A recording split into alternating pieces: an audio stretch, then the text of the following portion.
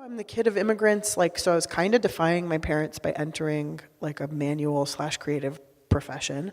And then there wasn't, and I'm the oldest, so I didn't have like an older brother or sister to look up to. I felt really lost a lot of the time, which is, I think, why my coping mechanism is seeking out mentors.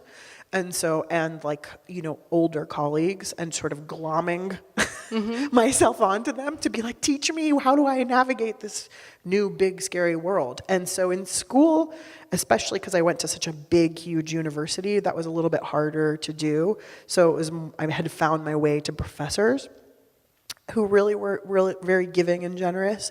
And then at Chez Panisse, like if there was someone who didn't really want to be my mentor, I'd like then turn to the next person. I'd be like, what about you?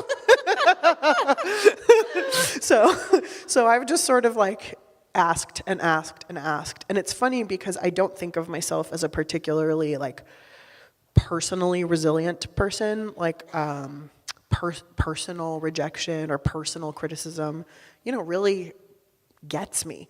But for whatever reason, professionally, like I'm a different person. And so like I can fail, I can mess up, I can like open a business that doesn't succeed. I can do a million things and just be like, okay, what's next? And so from the outside, the story that's told about my professional arc, I think is really tidy, And I think it does gloss over a lot of that pain and sadness and anxiety and hard work. Mm-hmm. Yeah. And I also think, it might be like super cheesy, but there's this Steve Jobs commencement speech that he gave that talks about like how in retrospect he could look back and connect all of these like dots and how they made him him.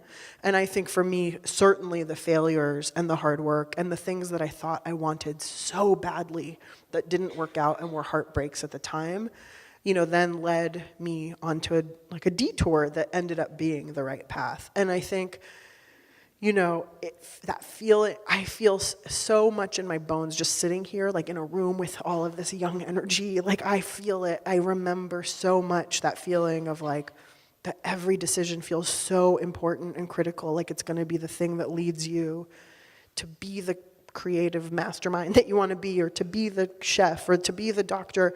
And there are so many other things that you don't know and can't control that end up being so much more important and influential. And those are, and also fun and memorable and magical.